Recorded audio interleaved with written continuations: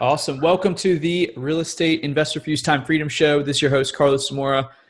Eric Moeller from San Diego is joining us today. He is the creator of the Co-Host Mastery, host of the Airbnb Mastery Summit, and CEO of Hometel.io, Airbnb specialist. He actually spoke at our previous mastermind, not a month ago, but about 13 months ago in San Diego, provided a ton of value. Awesome to meet him there, and then also hang a little bit in San Diego the last time Dan and I were there in September for an event. So good to see you again, awesome. man, and breaking in. Thanks for having me. A pleasure and a privilege, my good man. Also breaking the first time doing a podcast in your new office there in Pacific Beach. That's it. Looks pretty nice from what I can see. Thank you. Yeah, I'm just setting up all the camera work, everything. We're going to be doing a lot of podcasts, a lot of videos out of here. So, yeah, thanks for popping the cherry. Absolutely, man. All about that. Tell me a little about yourself. As I told you before we got on air, and I know that Eric's actually a good friend of Dan, Investor Fuse Dan's, and you may know that most of our community are wholesalers that maybe do a little bit of fix and flip, but they're mostly wholesalers that are doing direct-to-seller marketing.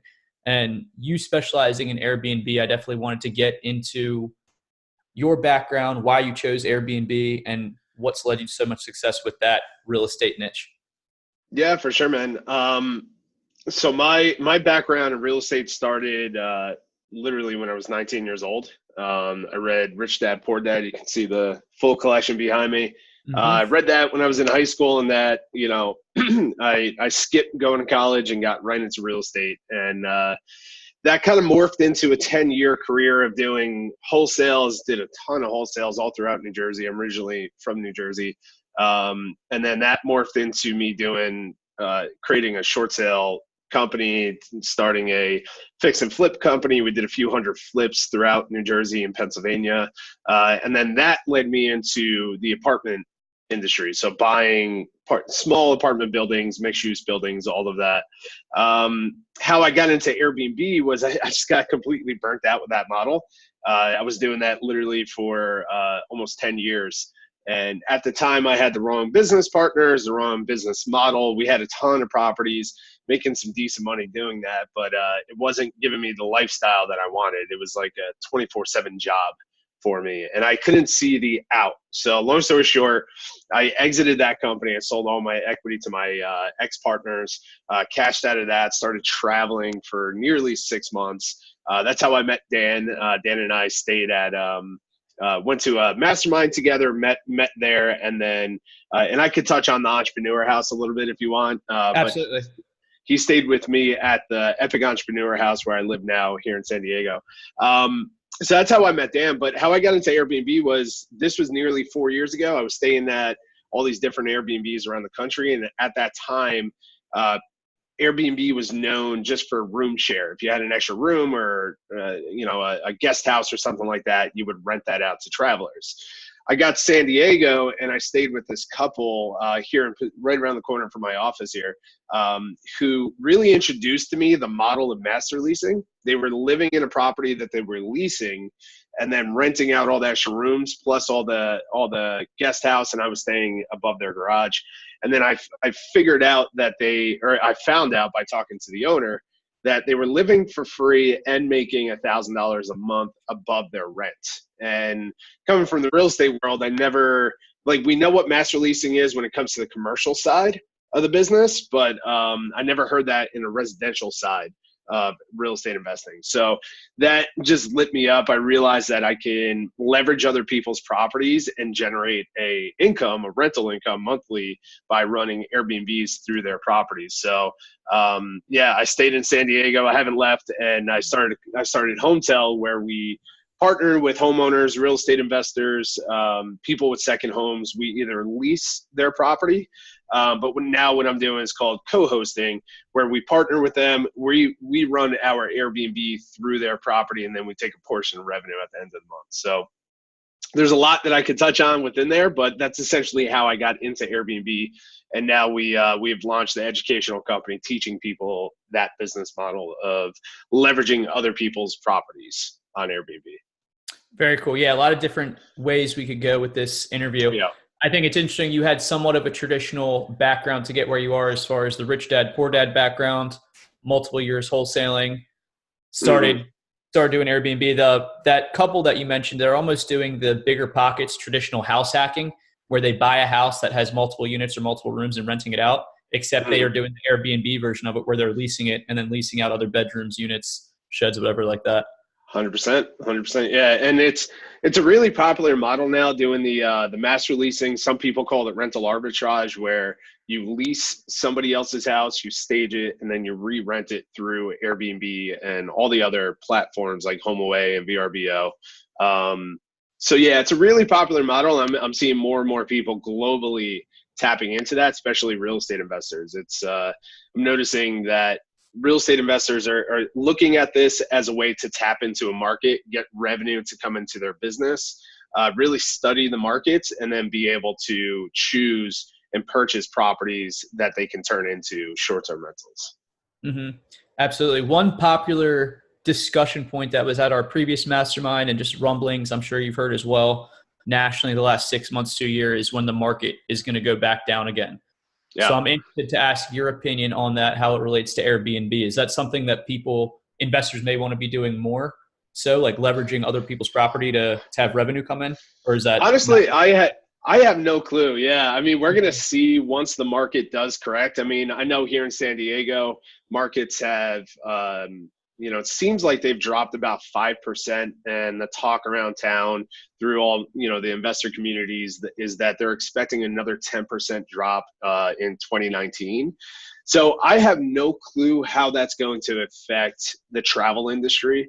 Back in 2008, I was in vacation rentals. I used to buy vacation condos in the shore markets of New Jersey. And when the market crashed, the local travel industry dropped, but then we started noticing a lot of Europeans and Canadians were traveling to these shore markets and staying at our properties. So we weren't really affected back then. So I'm not too sure how it's going to affect Airbnb nowadays. That is one of the main reasons why I got into Airbnb and started scaling the master lease, leveraging other people's properties business, was because I wasn't confident about the real estate market. I just watched it going up and up and up and up, and it still has been going up. So that's why I got out of it. So I wasn't too leveraged, and I'm waiting for the market to correct so I can put a fund together and just start buying properties specifically for short-term rentals. So that's awesome. Yeah, I don't know if that answered your question, but I think time will tell what's going to happen to Airbnb when the market corrects. Yeah, absolutely. No, that's a great answer, and more so like a mindset / predetermined strategy for, X, Y, and Z falls into place. Yep. Cool, man. So the average investor that may be listening to this, that's heard of Airbnb, considering doing it, what type of strategy would you give to them if they're just starting out? Someone that's savvy in real estate probably knows like rental markets, things like that, but they just haven't done an Airbnb or, purchased an Airbnb property, or I guess leased one, or even or rented out some of their own properties, Airbnb rentals. Yeah. So, I mean, because we're talking to a group of real estate investors, I mean, doing the master lease model is a whole different model from what real estate investing is. Like, we're creating essentially a service-based company where we're leveraging other people's properties and running a hospitality business through their property. Real estate investors, what I tell them all the time, especially in my communities, when I teach actual real estate investors to tap into short-term rentals, I tell them to think about it as a extra tool in their tool belt of investing. So, typical investors have wholesaling, they have, contract assigns, they have, fix and flips, buy and holds, all that stuff.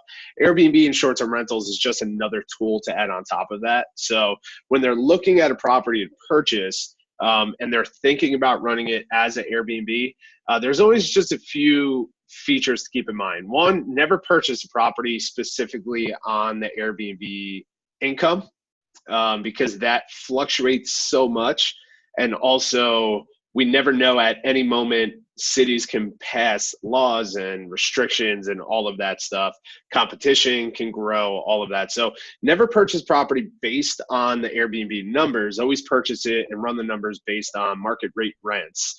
But look at Airbnb as an additional income stream, if you will, that will take your say 7 cap, or I don't even know what cap rates are running at anymore nowadays, but say it's a 7 cap and you're looking at short-term rentals, I can buy this as a 7 cap and it'll cash flow, or at least I can pay my mortgage on it. But if we do an Airbnb, we can take this to a 9 cap, right? We can take this to X more per month coming in. 2 is always look at properties for their unique factor.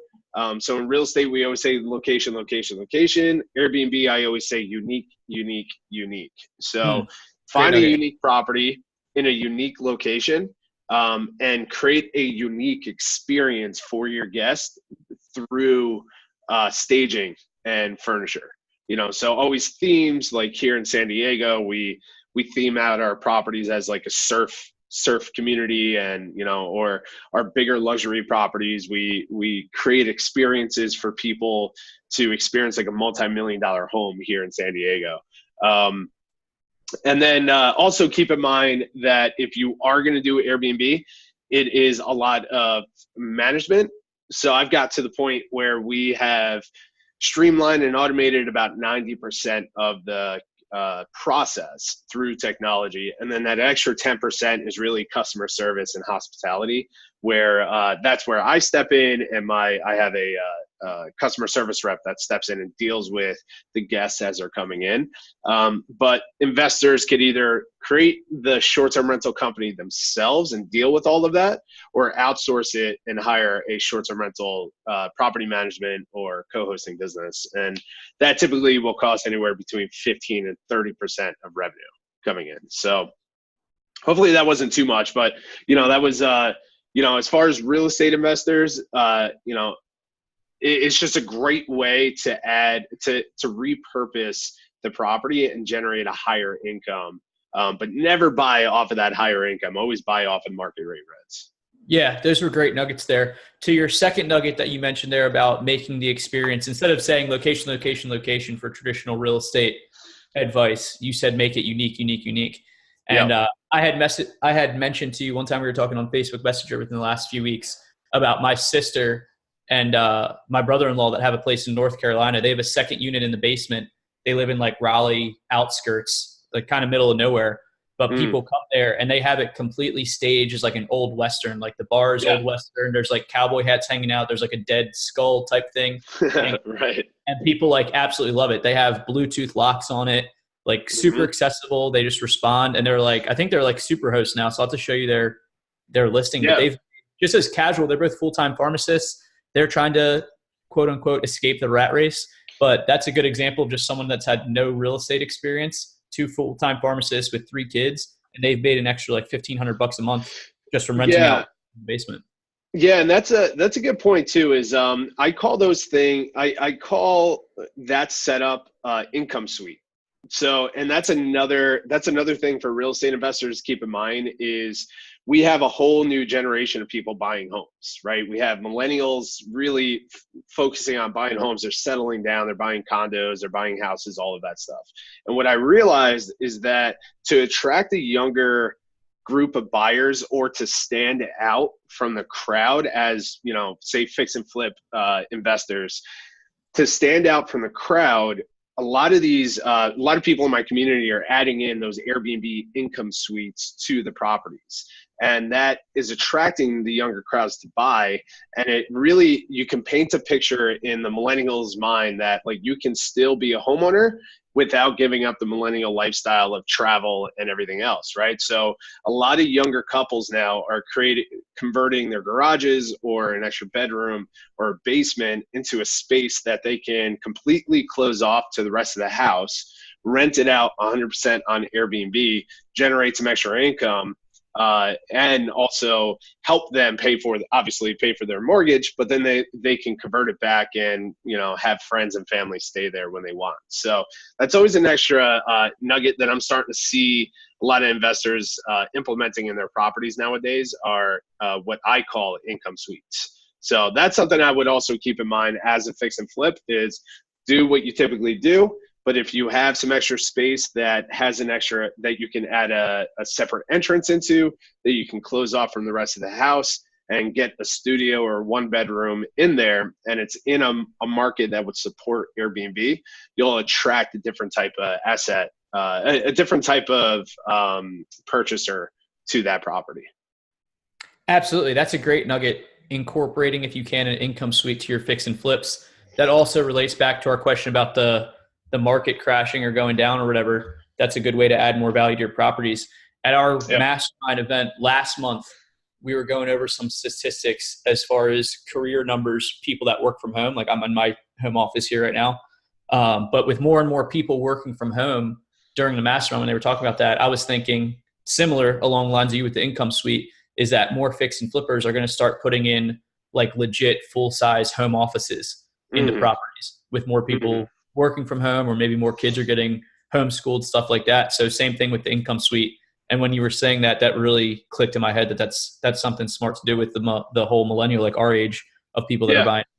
Yeah, the game is changing, man. It really is, and it's been really interesting to watch what the bigger real estate developers are doing, and now even Airbnb silently is tapping into real estate developing and the fix and flip game. So Airbnb, for everyone who doesn't know, when you book a property on Airbnb, what they did completely different from every other short-term rental listing site out there was they had a payment processing center, if you will. So when you book one of my properties, you pay Airbnb, Airbnb collects that money and then pays it out to me, right?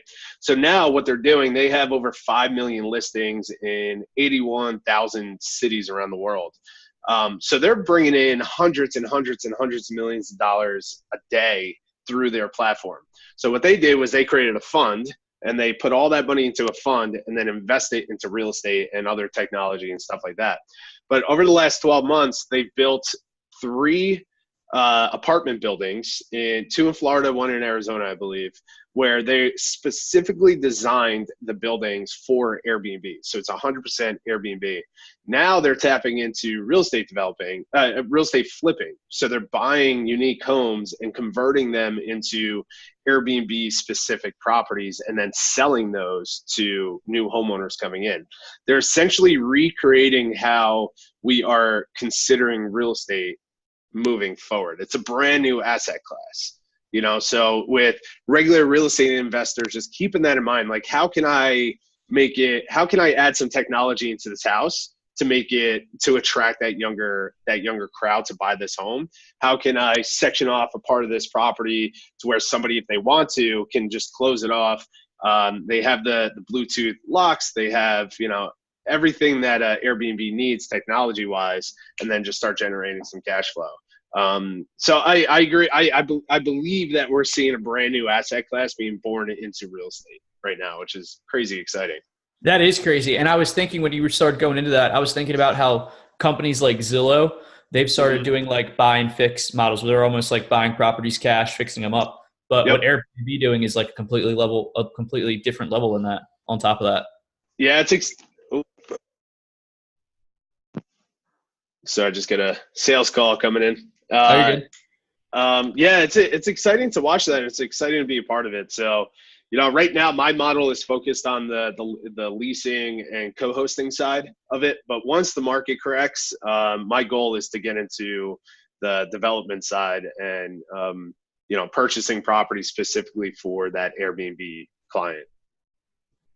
Very cool. One quick bullet point question I want to ask you as you were going through your nuggets, and then I kind of want to go into what type of properties you have, numbers, and we can even talk future plans with more development. As far as software, because some people listening to this are in the Airbnb industry, they may have some properties already that they Airbnb out. What type of software do you recommend for Airbnb? I know that I had used AirDNA back about a year ago when I was just like looking through Airbnb comp, stuff like that. And I think that you may have recommended that to us. It was about $500 a month, I think, off the top of my head. Would you recommend that? Any other software for someone that wants to get into Airbnb, or they're like just starting off Airbnb? Yeah. So AirDNA is a partner of mine. I use them to analyze all my properties on a monthly basis. I use them to analyze new markets, new style of properties, competition, everything. So AirDNA by far is the best in the market. Anybody in the States, I don't know if they're global yet, but anybody in the States, they can go to AirDNA and they could either join a membership. I don't know what the cost is for the membership, or if they have a specific property, they can type in their property information. Actually, the website is airdna.co/rentalizer. And it's essentially a tool where you can punch in your property and it'll pop up all the information from Airbnb as far as what your competition looks like, what you can make on a monthly basis, on a nightly basis. It's unbelievable the amount of information they can give you. And it's so worth the money, especially if you want to convert a property into Airbnb. So you can go to airdna.co/rentalizer. And that'll be the tool that investors can analyze their properties. But once you start diving into the actual Airbnb business model, there's so much technology that's behind it. And that's another thing that I love about this industry is every single day there's brand new technology being incorporated into how do you fully automate the Airbnb process as an operator, right? Mm-hmm. So there's a tool like smartbnb.io, which is an AI bot that handles all your communications with your guests, from people that are interested in staying to people that are checking in to people that are staying in your homes to people that are checking out. It fully automates the whole process of communication, and then it gets smarter as you start responding to custom questions. It gets smarter and will respond for you in the future. So it's like all the way down to apps or technology for doors, right? There's Bluetooth door sets where I can make custom codes for people as they're coming in and out. I can see when they're checking in, when they're checking out. There's so much technology that's behind it. But AirDNA is a great spot to start. That's what I was going to say, yeah. To start analyzing properties. Yeah. That's awesome. One thing I'm thinking about too is like the tech. You say there's tech coming out every day for Airbnb. I think as far as like market trends or niches of real estate investing to get into, I think you can kind of follow a money trail, so to say. Like if you see all this tech coming out for Airbnb every day, you obviously know, and you obviously are in the industry, so you know that that's going to be a great revenue source or a great opportunity to jump into. Oh, it's incredible right now. It's so exciting. And there's so much money that's behind it. Like every day I'm getting approached by venture capitalists and real estate investors and all this, trying to figure out how to tap into this growing trend of home share, short-term rentals. I'm working with a developer here in San Diego he built 10 custom luxury condos on the beach. And we're working together to convert the entire building to Airbnbs. So the whole building will be luxury Airbnbs, and he's incorporating all different types of technology in the property and common spaces where people can connect and meet each other that are traveling to the area. So there's just a lot of money in this. It's just a really exciting industry to be a part of. Super, super cool, man. Tell me a little bit about checking in with your city regulations or upcoming regulations that may get set with Airbnb. Because I remember when I met you first a little over a year ago at our 2 masterminds ago, there was actually a pending vote or some type of regulation that was coming about in Baltimore, where I'm at right now, that ended up not coming to fruition. Dan and I's former partner, Mike, who you met at that mastermind too, he has a really good Airbnb in a nice part of Baltimore City that made him like a ridiculous amount of money this past year. So he still had success there. But tell me a little bit about that, maybe some markets that that you can't do Airbnb on, and just, anybody listening to this, they're obviously going to want to know if they can do it in their market, of course. Yeah, that's the biggest challenge with this industry right now is the uncertainty of laws and regs. They're constantly changing. Here in San Diego, the laws have changed twice in the last 90 days.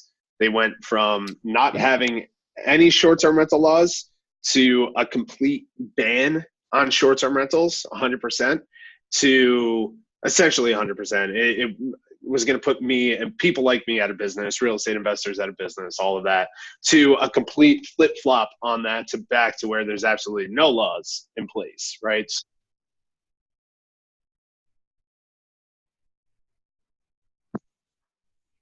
Should have shut my cell phone off here. So we're seeing this over and over, where more and more cities are they just don't know what to do because it's a brand new asset class. It's a brand new movement that's happening. And, governments, from what I've seen, they just like to ban things first and then figure it out later Yeah. versus putting the effort into like, okay, something's happening here. More and more developers are incorporating short-term rental aspects into their development. More and more homeowners are doing this. More and more people that are renting in our cities are doing this. So what is the solution? So we're seeing cities like New York City completely banning short-term rentals. And what I mean by that is they're banning it for people like us, right? So if, for example, New York City, I believe the laws are you can rent on Airbnb, but you can rent on Airbnb if you're in the home. So if you have a 2-bedroom condo and you're living there, you can rent out the extra bedroom nonstop, right? There's no restriction on that. But the moment that you leave, say you go on a 6-month sabbatical or whatever, and you leave your house and you want to rent it out so you don't lose your lease or whatever it is, there's a complete ban on that. You can only rent for like 90 days out of a calendar year on Airbnb. So we're seeing more and more cities putting those types of restrictions in, and then we're seeing other cities and states like Florida and Arizona have passed, on a state level, have passed laws saying that cities cannot ban short-term rentals. They can put regulations in place saying 3-day minimums, or there's a licensing fee, things like that, but they can't outright ban it, right? So that's Arizona and Florida. And then we're seeing challenges like LA, San Francisco, New York City. All the big cities are putting these crazy restrictions in place to restrict the growth of short-term rentals. The reason behind the question I always get after stating that is why? Why are they doing this? And I think, one, they don't understand what's happening. And two, there's a lot of influence from the local hotel industries that are noticing this. I think that's it. I think it could be like hotel/lobbyists they just see like they can see the future and they just want to like nip it in the butt as soon as possible. Yeah, we're seeing this all over the place. Las Vegas just passed some crazy laws that were clearly influenced by the casinos over there. Here in San Diego, the hotel industries definitely influenced the laws that were passed, and then Airbnb and the community stepped in and got over 70,000 signatures to reverse that law. So it's crazy, man. It's like, it's a brand new asset class. So we're seeing this battle. So to wrap all that up, anybody that's going into Airbnb, the number one thing to do constantly on a monthly basis, if they don't have laws in place already, contact the city clerk, find out who in that city is controlling short-term rentals. Some cities have nobody overlooking this. Some cities have a whole department on it. And we call our city once a month, every city that we're in. Hey, is there any new laws coming, any talks, any meetings, anything like that? Because we have to be part of that conversation. But as of right now, there's no one resource for city laws, which is very frustrating. Gotcha. Yeah. After my next question, which you're right, asking why, which in my opinion, or it seems like most of like hotel lobbyists / people that have interest in other rentals, was how do you stay on top of that? Because I know you're all over the place location-wise for your Airbnb, which I want to touch on next, but how does someone like you, a growing, scaling operator all over the place, even international, stay on top of that stuff? Yeah, so we decided to actually scale down our operation. So we got rid of about 30 different properties that we had in our inventory because the laws were changing so much, and we had to figure out which direction we wanted to take. Now, it depends on what level you want to play at, right? So if you're a local real estate investor that's invested into a certain community and they know that short-term rentals is working there and there's no laws that are going to come into place to ban it currently, that's a really easy market to control or stay on top of.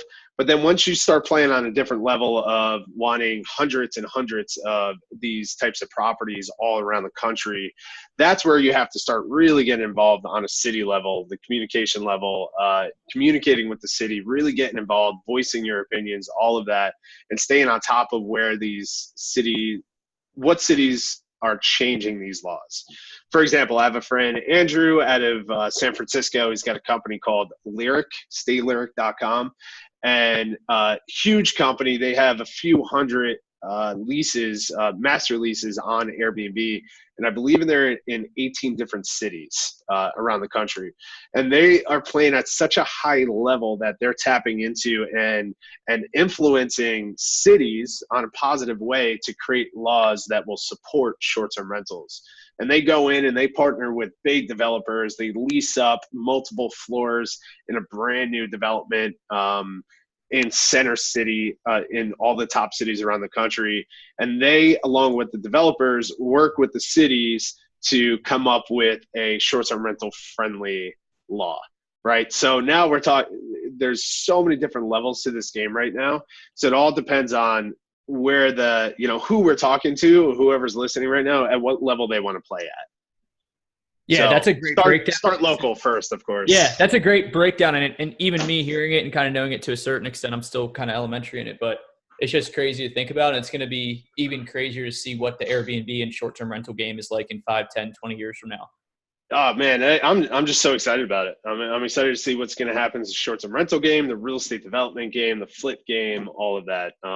Plus the technology game, and we're seeing bigger companies like Tesla tapping into obviously smart homes with their solar roofs and now their AC components and all of that. And we're just watching more and more of our homes convert to these smart homes, which only make it easier for us to make extra money with Airbnb, to streamline the whole process. So it's exciting, man. Definitely exciting.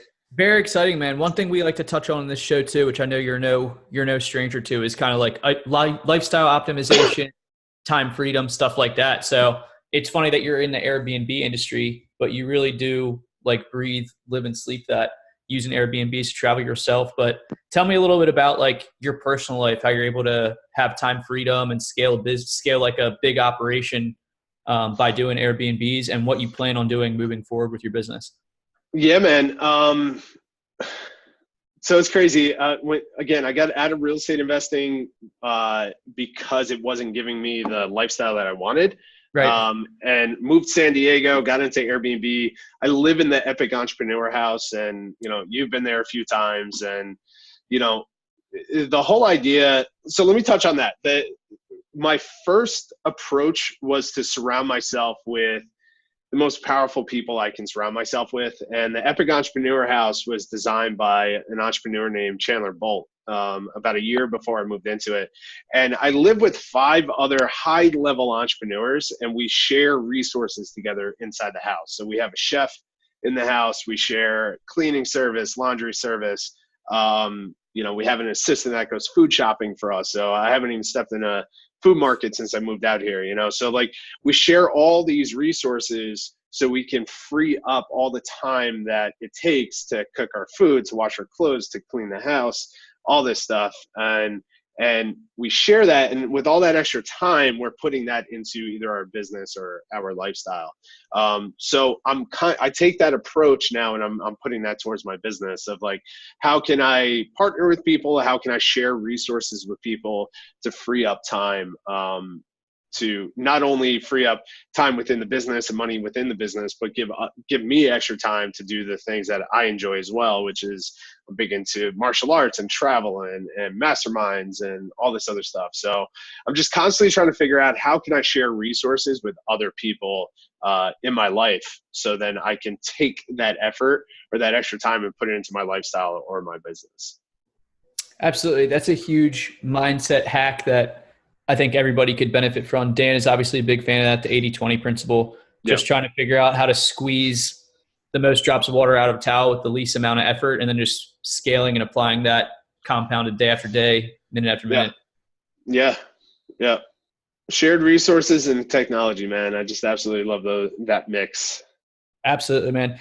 On that subject of shared resources technology, what type of resources would you have for anybody listening that's trying to get into Airbnb, dive in a little bit deeper, maybe start acquiring some properties for Airbnb? Yeah. So for people that have properties currently that they're looking at to convert to Airbnbs, like I said, airdna.co is the best resource for that. If people want to tap into a community to really understand and just start talking with people that are in the industry, I run Facebook group called the Airbnb Profit Club, where we have over 5,000 hosts, from real estate investors to professional hosts, small and large, inside this group from all around the world. So that's an amazing resource for people that are just trying to understand the business a little bit more. So they could either go to airbnbprofitclub.com, which will lead them to the Facebook group, or just go into Facebook, type in Airbnb Profit Club, and we'll add them in. And then they could be part of that conversation. We have a lot of free resources that are in there. And then the people that are interested in learning how to leverage real estate, like my business model of partnering with homeowners to run Airbnbs, I have a training that I do every Thursday. It's called, they can go to cohostmastery.com, and we do a 2-hour training on this, and then that opens up some additional training as well. We have courses and masterminds and all that stuff for people that are looking to build that type of business. So yeah, 3 main resources is airdna.co to study your data, Airbnb Profit Club, the Facebook group, which is just an open community of real estate investors and operators. And then people that want to learn and actually tap into the Airbnb industry, go to cohostmastery.com, and that'll lead to a free training, or they could purchase some additional high-level training for that. Very cool. Appreciate those shares. Always sharing resources and values. As you said, that's how you've been able to get to this point in life where you're at. And, we're just scratching the surface here, but AirDNA is really cool. I remember looking at, when I had the subscription for it, I remember looking at some Airbnbs in like Los Angeles by Staples Center, the Lakers stadium, and they were making like $5-6 grand a month, like something like crazy like that. It's nuts. Facebook group is awesome. That's kind of just a daily digest, tips, actions, everything like that inside of Airbnb. So definitely check that out. I'll put all this in the show notes, and then the cohostmastery.com for additional training, which I think some people are going to be interested in. Like I said, that's like, hiring is always super popular, but I think right now people are kind of like in a fearful / curious state of the market type mindset right now, just because things have been going so good. So I think they're waiting for that. And I think Airbnb could possibly be a good option for some people to leverage other people's real estate. 100%. Yeah. Yeah. And as far as like the co-host mastery too, anyone who's interested in that, it's, I teach the business of leveraging other people's property, OPP, other people's property. But also everything that I outlined in there, anybody who even owns fix and flip properties, or properties that they're going to hold on to, they can take all the training that's in there and implement it towards their physical property. So I show all the techniques of the hospitality side, how to automate the entire process, all the technology, everything. So it's kind of it's broad to everybody, but it does focus on leveraging other people's properties. So Yeah, that's amazing, man. And one quick a thought on that is Mike Casey, who I mentioned, he picked up a property in Baltimore. I'm pretty sure it was like a shell property, like completely gutted out. And I think he got that through either his like wholesale direct to seller marketing or some type of lead generation for his fix and flip business. But he got it, he fixed it up in a really nice part of town here. And then he just had the model to straight Airbnb it. So I think people that are listening to this, that are traditionally wholesaler fix and flippers, could get a course like that, and they'd be helped a lot with like the automating and the hospitality, making your place unique, everything like that. 100%. Cool, brother. Well, genuinely appreciate having you on and your time today. I know you provide a lot of value, and I think people are going to be checking out your resources, the Facebook group, and the Co-Host Mastery. Yeah, man. I appreciate you having me on. This is an awesome experience. A pleasure and a privilege, man. Sounds good, man. Thank you. Eric Moeller, the legend. We will talk soon, and thanks, guys.